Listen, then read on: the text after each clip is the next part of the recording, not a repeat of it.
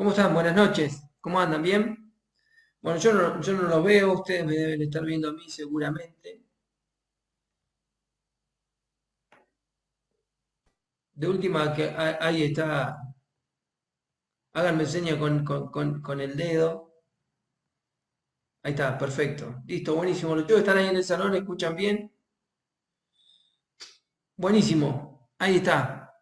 Bueno, eh, es un placer poder acompañarlos nuevamente y poder compartir con ustedes la palabra de Dios y compartir este mensaje, lo que Dios ha preparado para cada una de nuestras vidas en esta hora. Estamos viviendo tiempos difíciles, no estoy diciendo nada nuevo, no estoy diciendo nada innovador, no estoy dando ninguna noticia nueva, pero estamos viviendo tiempos tan difíciles que nos llevan a cada uno de nosotros, los cristianos, a los hijos de Dios, aún a los jóvenes, a los adultos, a expresar las palabras del apóstol Juan cuando dice allí en Apocalipsis, perdón, el apóstol Juan en Apocalipsis capítulo 22, versículo 20, y el que da testimonio de estas cosas dice, voy pronto, y dice, amén, dice Juan, sí, Señor, ven pronto, ¿no? Porque la iglesia redimida está esperando que su Salvador nos venga a buscar a cada uno de nosotros. Pensaba en cada uno de los motivos de oración que compartían y en esto consiste los lazos de comunión que siempre decimos entre iglesias. Yo no sé, ustedes, muchos de ustedes no deben saber, Marce, algunos que están por allí, el Mati, el Seba, deben saber seguramente o se acuerdan de quién es Estela, ¿verdad? Pero muchos de los que están allí en aquel lugar no deben saber, no deben conocer quién es Estela o quién es Bernardo, su esposo, o quién es la tía Elda, por ejemplo. Pero los lazos de comunión nos permite justamente esto, el orar mutuamente. Nosotros estamos orando como iglesia, estamos orando por Martina, estamos orando por la mamá de Mati, oramos, compartimos nuestras oraciones intercesoras, y en eso consiste la comunión, ¿verdad? Orar al mismo Dios y al mismo Padre. Me hubiese encantado poder estar con ustedes en esta noche ahí, poder moverme ahí entre medio de ustedes y poder físicamente poder acompañarlos con mi familia. Pero yo le comentaba a Marce y les agradezco el permitirme poder compartir este momento a través de Zoom. Estoy participando activamente de un ministerio que quizás muchos de ustedes lo conocen o en algún momento han participado, que es Mano Fuerte, Brazo Extendido, cuyo director es Diego Zaguán, en donde trabajamos con todas personas, tanto varones como mujeres, que han atravesado por abuso sexual, abuso de violencia verbal, abuso espiritual, físico, y que ha dejado marcas y heridas en el corazón, y que muchas veces no nos dejan servir a Dios como realmente quisiéramos, ¿verdad? Pero más allá de eso, gracias por permitirme poder estar con ustedes en esta noche. Pensaba que cuando uno pasa por una prueba, o cuando uno pasa por un momento angustiante en todas nuestras vidas, busca ser consolado, ¿verdad? O buscamos consuelo. El tema es cuando buscamos ser consoladores, ¿vieron? Y el apóstol, perdón, Job decía en el capítulo 16, versículo 2, que sus amigos eran consoladores molestos.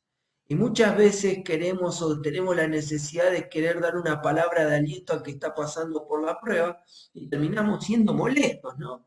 Y uno no quiere ser un consolador molesto, sino poder consolar, acompañar, alentar, animar de la mejor manera posible por aquellos que están atravesando por diferentes pruebas. Pero más allá de esto, yo pensaba en el mensaje de esta noche, yo le compartí a Marce en el mensajito el título del mensaje en esta noche. Yo quisiera hablar, como título le puse cuantificar, cuantificar. Y cuando uno habla de cuantificar lo que está hablando, lo que estamos haciendo referencia en realidad es la manera de expresar, o hacemos referencia a expresar numéricamente una magnitud. Eso estamos haciendo referencia cuando hablamos de cuantificar. Miren, cuando termine el mensaje, cada una de nuestras vidas no va a ser distinta, seguramente. No va a ser igual, perdón, va a ser distinto. Pero no porque predique Manuel, ni mucho menos, sino porque la palabra de Dios no vuelve a él vacía. Y lo que Dios tiene preparado para cada una de nuestras vidas es seguramente maravilloso, que además alentarnos, sostenernos y animarnos a poder seguir. Cuando uno habla de cuantificar, estamos haciendo referencia a la manera de expresar numéricamente una magnitud. Si yo digo sinónimos, por ejemplo, sinónimos de cuantificar, estamos hablando de medir, de calcular o de contar. El ser humano ha buscado y aún en el día de hoy busca en todo momento cuantificar las cosas. O sea que los seres humanos buscamos expresar numéricamente o expresar con números una magnitud. ¿Qué es una magnitud? Bueno, es la propiedad que tienen los cuerpos de poder ser medido, ¿verdad? El tamaño, el peso, la extensión, el volumen, etcétera. Hace mucho tiempo iba viajando en la camioneta con un compañero de trabajo que ya estaba mucho más grande que yo, ya estaba a punto de jubilarse, y un día íbamos charlando y saltó una charla de esas que de la nada misma, y él me expresa y me dice, ¿quién le habrá puesto valor a la plata, verdad? Y yo me quedé pensando, ¿no?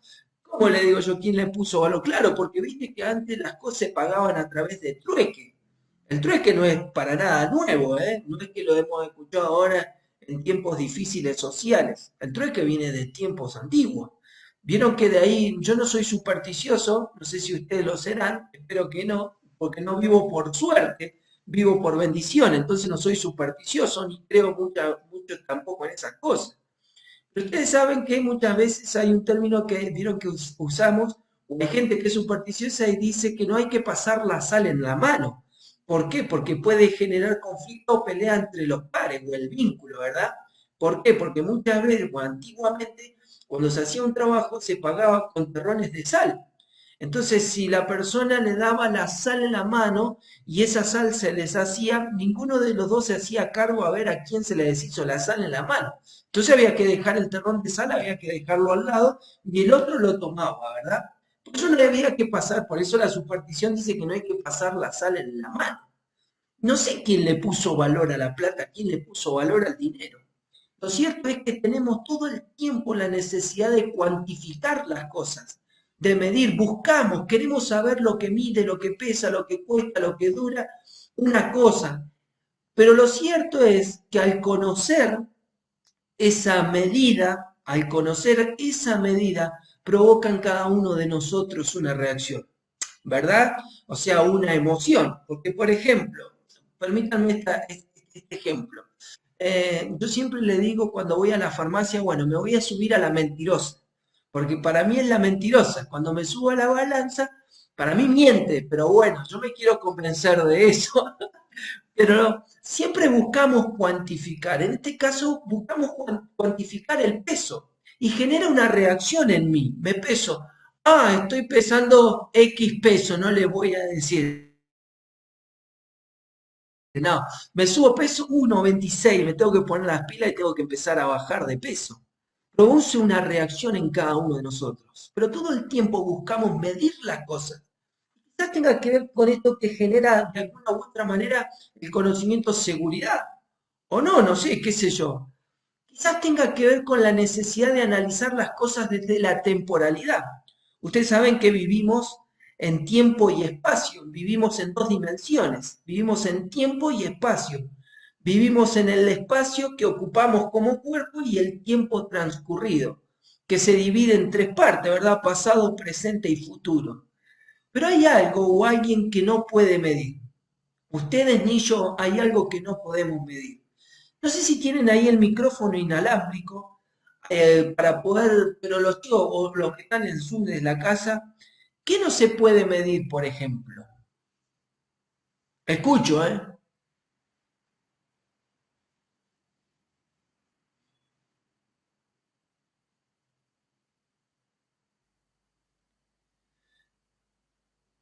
Ahí está, perfecto. ¿Qué no se puede medir?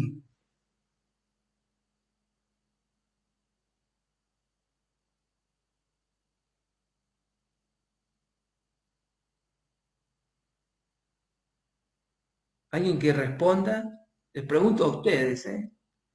Siempre tenemos la necesidad, yo decía recién, de medir o cuantificar las cosas. Pero hay algo o alguien que no podemos medir. Allá veo que se levantó una mano. Allá atrás, ¿qué no se puede medir?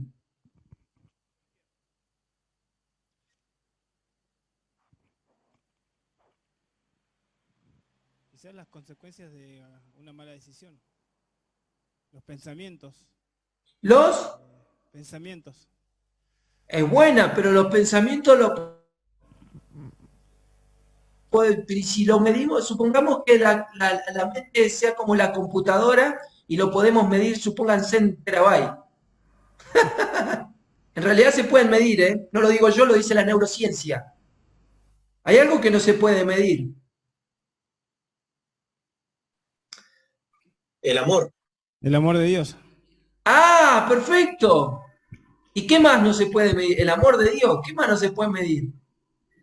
Acá me Sí, dijo un hermano que te diga yo, que te diga vos, las consecuencias. las consecuencias. Pero yo creo que se pueden cuantificar las consecuencias. Quizás se pueden medir en grado de intensidad, lo que me afecta, lo que me hace doler, lo que me lastima. Miren, hay algo, ahí está, escucho. Emma, la profundidad del océano. La profundidad del océano, pero yo creo que tiene una profundidad. Dios mismo. Uh, Perfecto, esa es la respuesta. ¿Y por qué Dios no se puede medir? El que dijo, Dios mismo. ¿Por qué no se puede medir Dios mismo? A ver, porque por su naturaleza misma Dios es infinito y no se puede medir. pero si vos decís infinito, ya lo estás cuantificando. ¿Sabés por qué? ¿Quién me habla? Y no veo, perdonen, ¿eh? ¿Quién Tomás, habla? Tomás ¿Tomás? Neder. Ah, Tommy, ¿cómo estás? No te veía. Ahí te veo un poco mejor. Perfecto, ahí te hicieron zoom. Es buenísimo, va por ahí, ¿eh? Estamos cerca, estamos con el 80, casi 80% de la respuesta, va por ahí. Si yo digo, ¿saben? Cuando nosotros decimos infinito, me lleva a pensar a análisis matemático. Cuando nosotros teníamos que hacer ecuaciones, me acuerdo, y teníamos que después el resultado, teníamos que graficarlo en el eje cartesiano, ¿vieron? En análisis matemático, y decíamos, por ejemplo, bueno, va la parábola de más infinito a menos infinito. Fíjense ustedes que el ser humano aún tuvo la necesidad de cuantificar eso que supuestamente es interminable. Le puso más infinito, menos infinito. ¿Por qué no se puede medir Dios? Dios mismo. Porque es eterno. Perfecto, buenísimo. Es por eso. Existen dos maneras, ustedes saben que existen dos maneras, esto lo sabemos los cristianos. El que no cree en Cristo, el que no cree en Dios, obviamente, no puede compartir esto. Pero existen dos maneras de vivir. O vivimos de manera temporal, sujetos a tiempo y a espacio, o podemos vivir de manera eternal.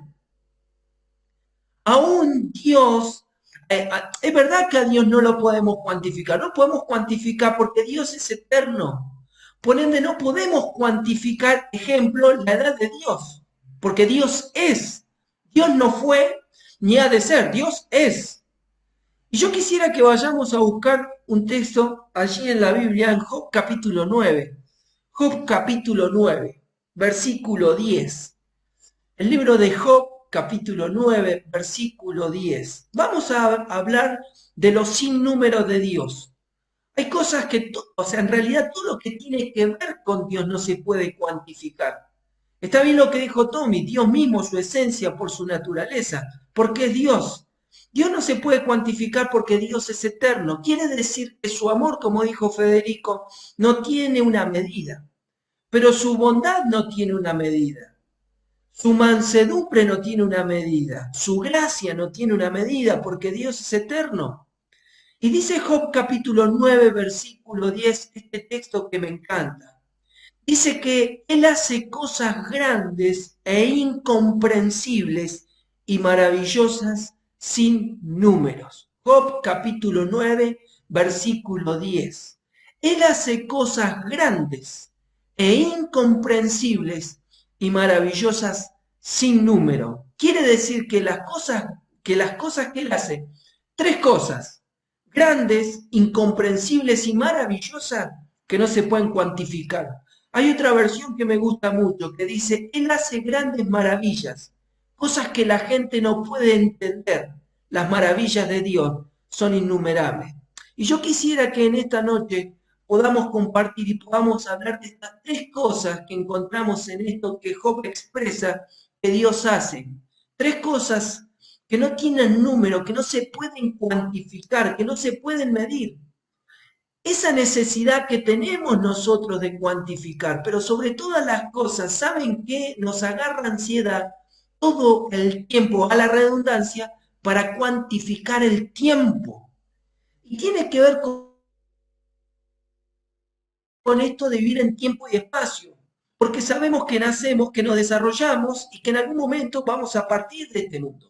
Y nos agarra la ansiedad todo el tiempo de cuantificar. Cuantificamos el tiempo. Mire, les voy a contar una experiencia bastante traumática en mi vida, pero que no me llevó a un pozo depresivo. En su momento me generó mucha gracia, ¿no?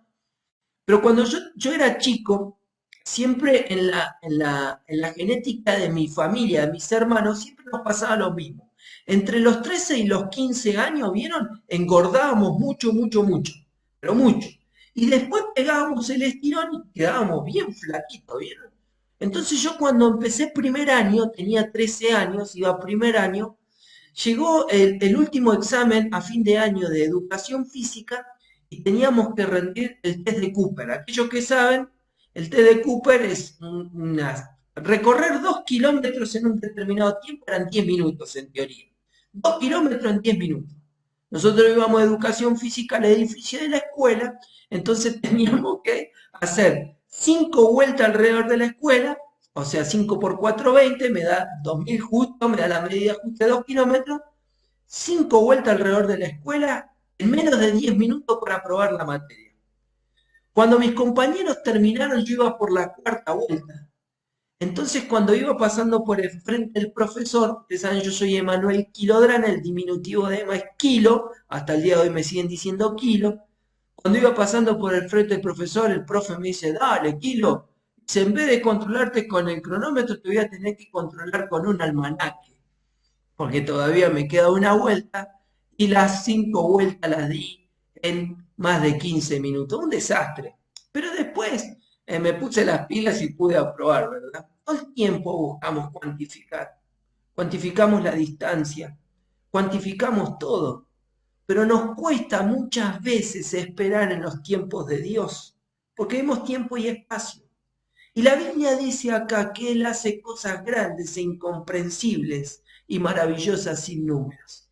Y vamos a hablar de estas tres cosas. En primer lugar, dice que Él hace cosas grandes. ¿Por qué Dios hace cosas grandes? ¿Qué creen ustedes? ¿Por qué Dios hace cosas grandes? Es sencillo.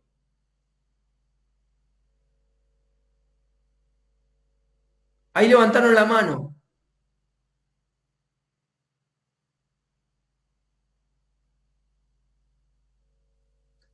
Porque Él es grande. Es perfecto, Porque es conforme a su naturaleza. perfecto. Es sencillo. Dios hace cosas grandes porque Él es grande. Lamento decirle a los hinchas de River que el himno que dice y que ustedes lo conocen, el más grande sigue siendo River Plate, lo lamento, pero no es así. Sacate la campera. Tampoco, tengo mucho frío. Me vine al salón de la iglesia para poder estar más tranqui. Estaban todos los calefactores apagados, así que los prendí apenas llegué y todavía no termina de calefaccionarme. Estoy acá en la cocina. ¿Por qué Dios hace cosas grandes? Yo decía recién porque Él es grande. Cuando uno habla de algo grande, cuando habla de la grandeza de Dios, está hablando de algo superior a lo normal. Cosas muy importantes, cosas prestigiosas. Y cuando nosotros hacemos referencia a cosas superior a lo normal, estamos haciendo, si se quiere, una comparación con nosotros mismos. se me ocurre que sería algo medio hasta insólito pensarlo. Y David lo sabía muy bien, dice la Biblia en el Salmo 139. Es algo hasta muy difícil de pensarlo. Pero dice la Biblia que Dios hace cosas grandes en primer lugar porque es grande. Malaquías capítulo 1, versículo 11. Malaquías capítulo 1, versículo 11. Dice la Biblia allí lo siguiente. Porque desde donde el sol nace, o sea, el este, hasta donde se pone el oeste, es grande mi nombre entre las naciones. Y en todo lugar se ofrece a mi nombre incienso y ofrenda limpia. Porque grande es mi nombre entre las naciones, dice Jehová de los ejércitos. ¿Y quién dice que Dios es grande? ¿Prestaron atención al texto? No lo dice Marcelo Becker. Nosotros anunciamos y decimos que Dios es grande porque lo creemos. Pero si prestamos atención al... Si yo a ustedes le digo, por ejemplo, yo soy un capo, yo soy un crack, ¿no? Si yo me autohalago, ustedes, qué fanfarrón que es este. Y si uno empieza a autohalagarse ya demasiado, no tiene muy presente el texto de Romano, ¿no? Cuando el apóstol Pablo dice, cada uno tenga de sí, piense de sí con cordura, ¿no? Porque ya sería que nos estamos recontra autohalagando. Pero acá el texto que acabamos de leer dice dice que el que dice que Dios es grande es Dios mismo. Dice el texto, porque grande es mi nombre entre las naciones, dice Jehová de los ejércitos. Si lo dice Dios, no hay manera de refutar, perdón. Lo dice Dios. Dios dice que Él es grande. Quiere decir que Él es superior a lo normal. Quiere decir que si Él hace cosas grandes porque Él es grande, lo tenemos que creer porque es así. El Salmo 103, 8 dice, por ejemplo, misericordioso es Dios y clemente, lento para la ira y grande en misericordia. No solo que Él es grande como Dios en sí mismo, Dios grande, sino que también es grande en amor para el que no se lo merece, por eso es misericordia. La Biblia dice que Él es tardo para la ira, totalmente lo contrario a cada uno de nosotros. Estamos viendo con los chicos en la escuelita dominical las emociones. Y ustedes saben que una de las emociones que menos, perdón, nos cuesta manifestar y expresar es la ira, es el enojo. Dice la Biblia que Dios es tardo para la ira. Y muchas veces tenemos un autoconcepto de Dios o la imagen psicoafectiva que tenemos de Dios, muchas veces para nosotros es de un Dios que se enoja, de un Dios que prohíbe. Ese es un concepto totalmente erróneo y equivocado, que muchas veces a través de la culpa llevamos a buscar a Dios. No está mal, para mí está bien porque somos culpables, somos pecadores, somos culpables de una condena, ¿verdad? Pero muchas veces la culpa cuando no se trabaja es autodestructiva. Yo pensaba en esto, dice que Él es tardo para la ira. Yo una vuelta compartí un mensaje que se llamaba hijos o esclavos. Y muchas veces a ver si encuentro el término, muchas veces es como que no aceptamos o nos cuesta entender en realidad, no procesamos este concepto de que somos hijos de Dios. Y muchas veces nos manejamos en el ámbito de Dios y en su presencia como esclavos. Muchas veces saben que detrás de la culpa está el miedo. Dejemos de lado y disfrutemos de que somos hijos. Dios es tardo para la ira y es grande en misericordia.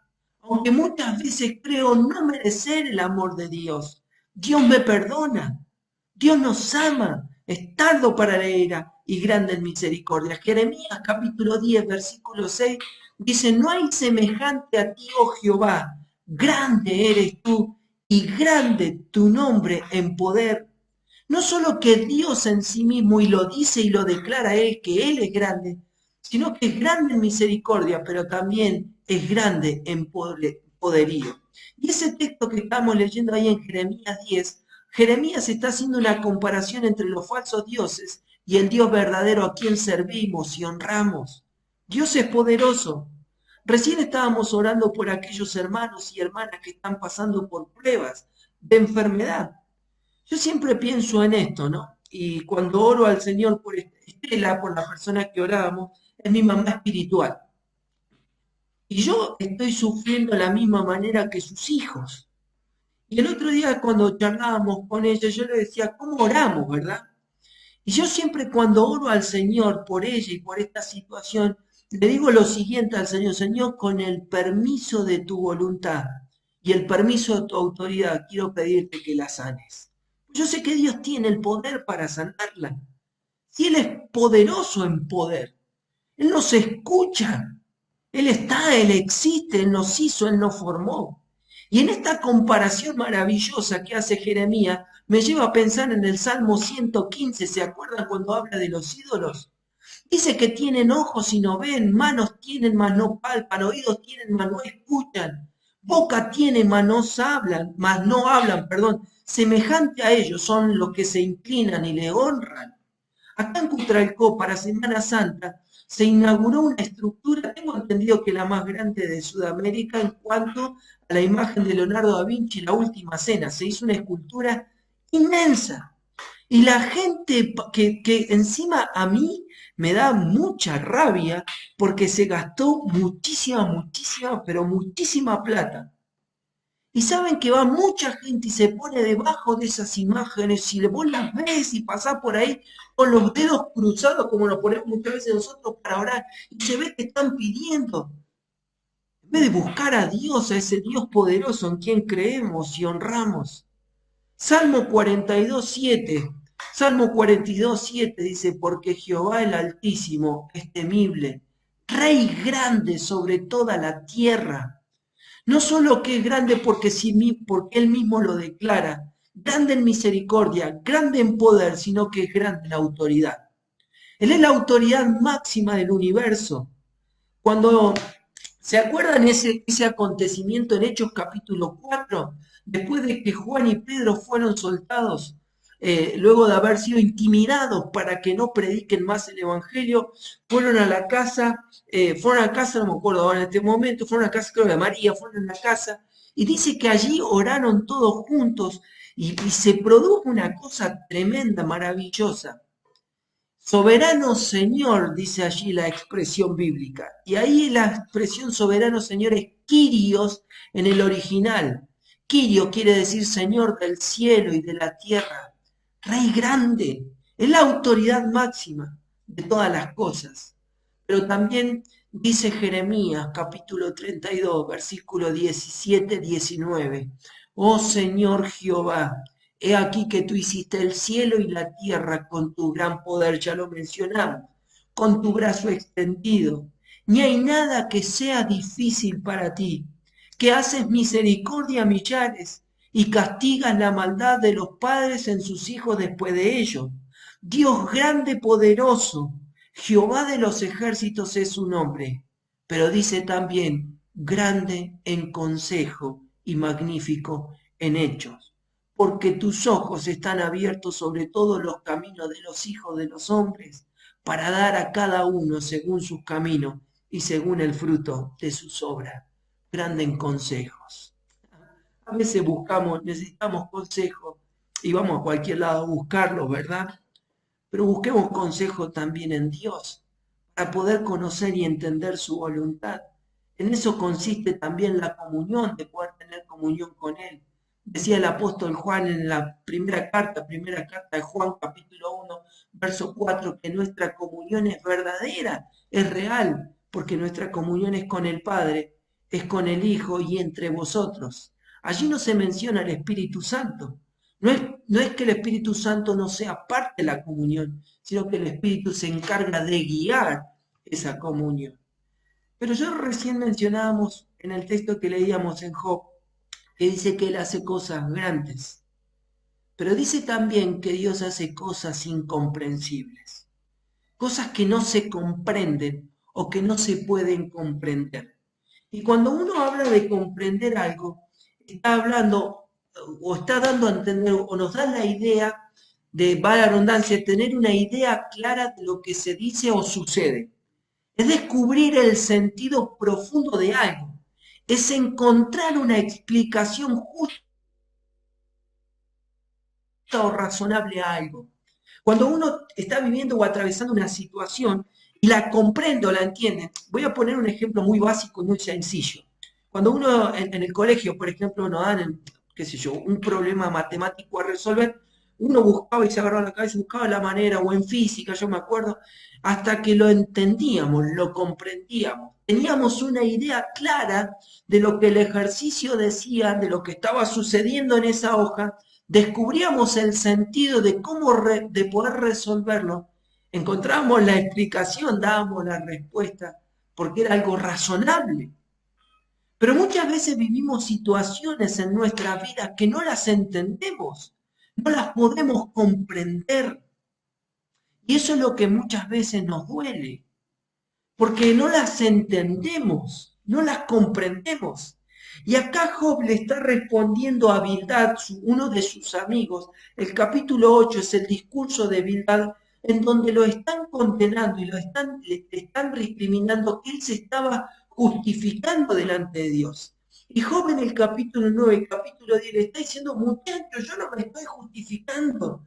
Yo soy tan pecador como ustedes. Pero en el contexto de lo que ustedes me están diciendo, de que yo tengo un pecado oculto, que deshonré el nombre de Dios y que lo tengo que confesar, no es así. Pero yo quiero reconocer algo, dice Job. Yo no puedo, dice, si de alguna u otra manera me paro enfrente de Dios y buscar pelear o responder una pregunta entre mí, no puedo. Porque Dios hace cosas grandes e incomprensibles y maravillosas sin número. Y lo que estaba viviendo, lo que estaba atravesando en su vida Job, no lo podía entender, no lo podía comprender. Un hombre que era perfecto, temeroso de Dios, apartado del mal, una vida de devoción a Dios. Sin embargo, todo lo que él había vivido, todo lo que estaba viviendo, lo que estaba experimentando, él no lo podía comprender. Y él dice esto maravilloso, ¿no? Dios hace cosas que no se pueden comprender. Pablo lo sabía muy bien esto. Y dice en su carta a los Romanos, capítulo 11, versículo 33, oh profundidad de las riquezas, de la sabiduría y de la ciencia de Dios. Cuán insondables son sus juicios e inescrutables sus caminos. Porque ¿quién entendió la mente del Señor? ¿O quién fue su consejero? ¿O quién le dio a él primero para que le fuese recompensado? Porque de él y por él y para él son todas las cosas. A él sea la gloria por los siglos de los siglos. Amén. Pero hay otra versión, esta es la Reina Valera 1960, la que acabo de leer. Pero hay una versión que me gusta mucho. Dice, Dios inmensamente rico, su inteligencia y su conocimiento son tan grandes que no se pueden medir. Nadie es capaz de entender sus decisiones ni de explicar sus hechos. Nadie. En un momento dice Job, su alma deseó e hizo, ¿y quién le hará restituir? ¿Quién le va a poder decir, ¿qué haces? Podemos elevar nuestra queja ante Dios. El Salmo 13, ¿se acuerdan?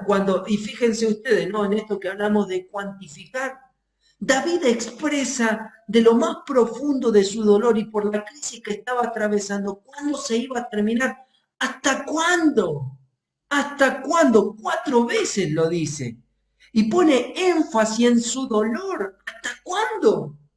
¿Hasta cuándo me olvidará? Dice. ¿Hasta cuándo? No sé, no lo sabemos. No sabemos qué tiempo dura, pero nosotros queremos que se termine. Y pensaba en esta expresión y me acordaba de las palabras que Sofar le dice a Job en el capítulo 11, unos versos más adelante, perdón. ¿Descubrirás tú los secretos de Dios? Job 11:7. ¿Llegarás tú a la perfección del Todopoderoso? Es más alta que los cielos. ¿Qué harás? Es más profunda que el Seol. ¿Cómo la conocerás? Su dimensión es más extensa que la tierra y más ancha que el mar. Y cuando yo leía esto, me acordaba de un ejemplo en la Biblia en el que en un momento tan difícil en mi vida, ante una situación tan compleja que hasta el día de hoy todavía no la puedo entender, no la puedo entender. Y me cuesta mucho lo que dice el apóstol Pablo en su carta a los romanos, que los que aman a Dios todas las cosas le ayudan a bien. Estamos viendo una situación muy difícil como familia. No, yo siempre aclaro, no en mi familia con Romina y mis hijos, pero que sí nos afecta, sino en la familia constituida por mi mamá y mi papá. Es un hecho muy triste y muy avergonzante. Pero cuando en un momento tan duro, hace algunos años atrás, estaba meditando en el texto de Juan capítulo 13, versículo 7. Es ese acontecimiento en el que el Señor Jesús le lava los pies a los discípulos. Y cuando llega Pedro, ¿se acuerdan? Pedro le pone un alto al Señor de una manera tan atrevida,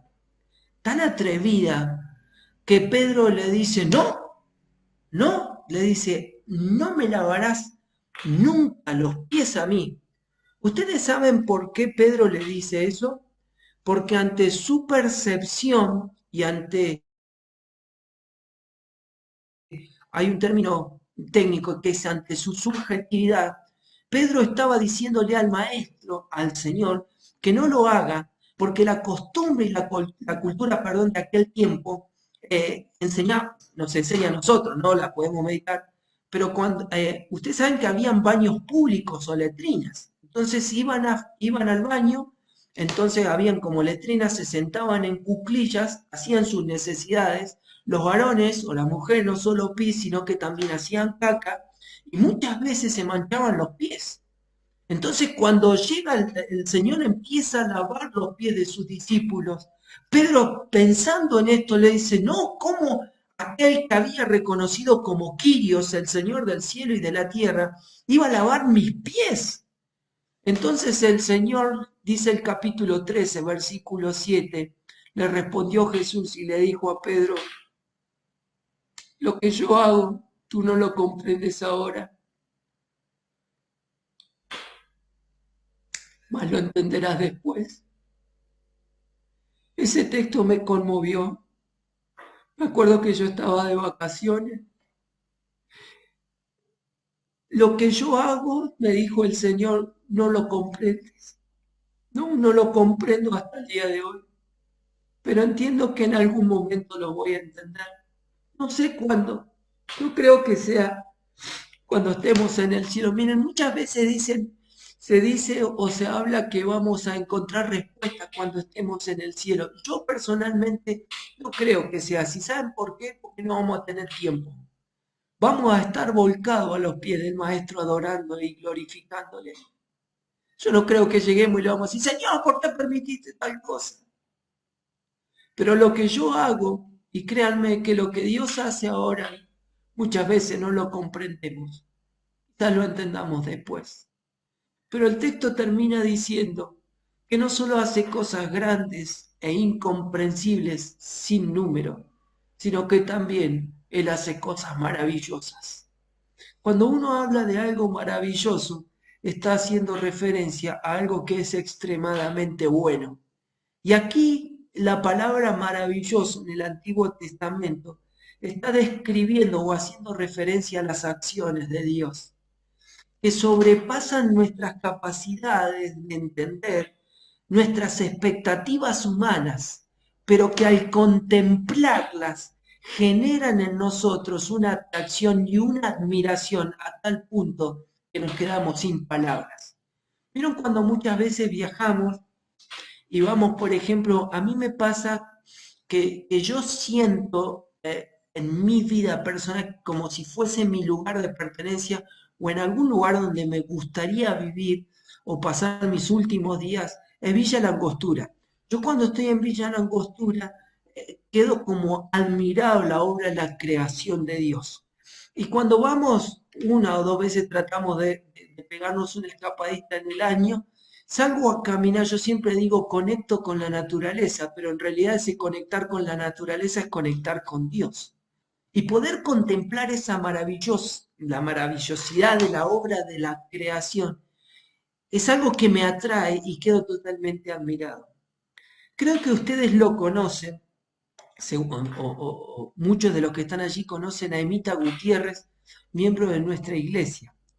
Emita Gutiérrez hoy tiene 22 o 23 años. Emita Gutiérrez tiene una historia de vida muy triste. Él es huérfano.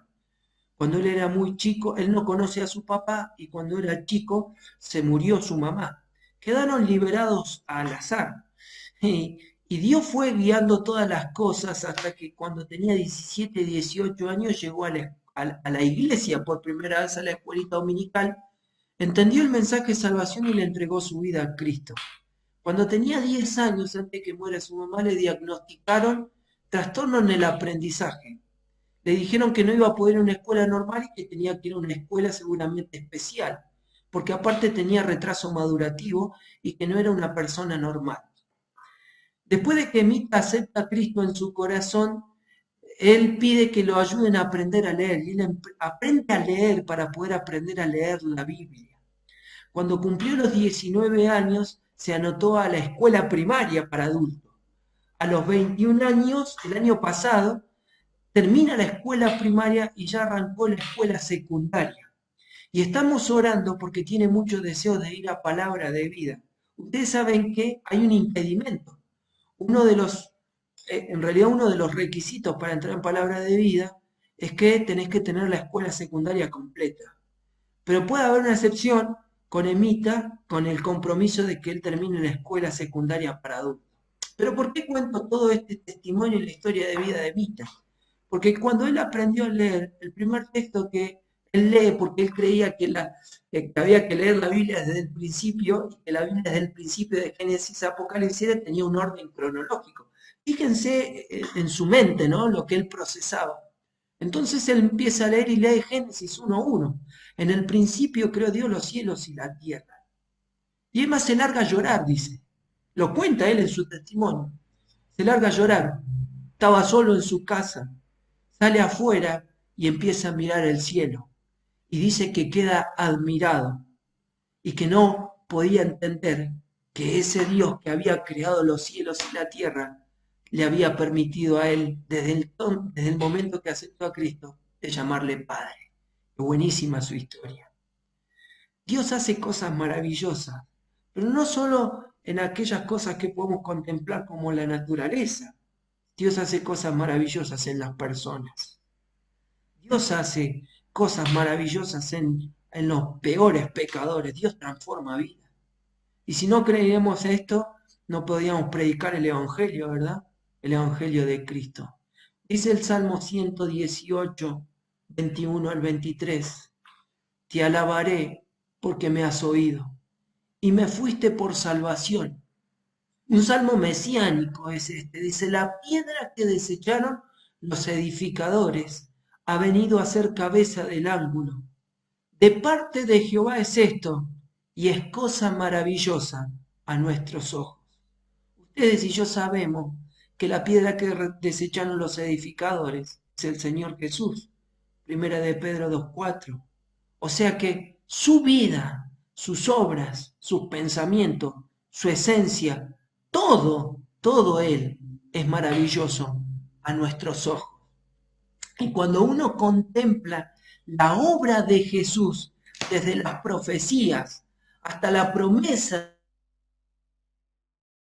de venir a buscar a su iglesia, genera atracción y admiración.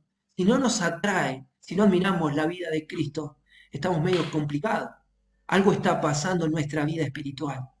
Pero dice también el Salmo 139 que me encanta, Salmo de David.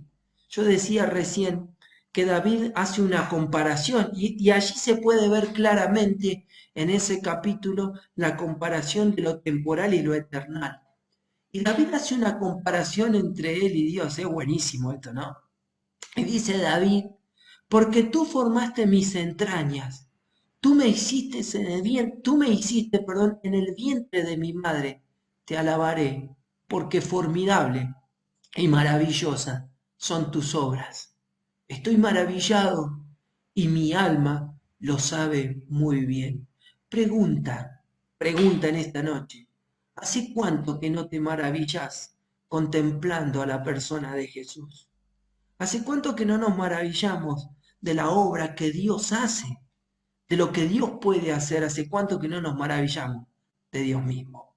Quiero terminar con un último versículo más atrás del Salmo 139. Y dice el versículo 1 al 6, oh Jehová, tú me has examinado y conocido. Tú has conocido mi sentarme y mi levantarme. Has entendido desde lejos mis pensamientos. Has escudriñado mi andar y mi reposo. Y todos mis caminos te son conocidos, pues aún no está la palabra en mi lengua. Y aquí, oh Jehová, tú la sabes toda.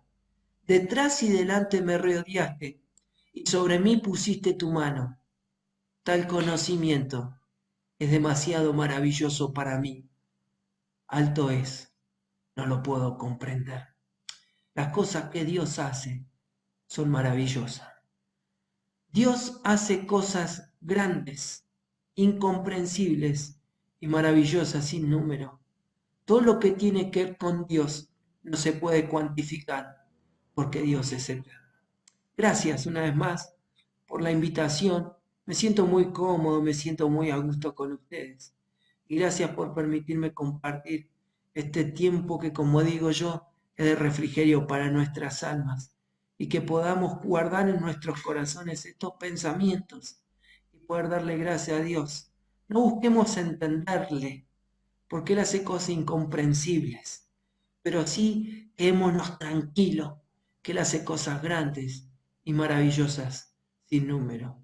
Que el Señor les bendiga.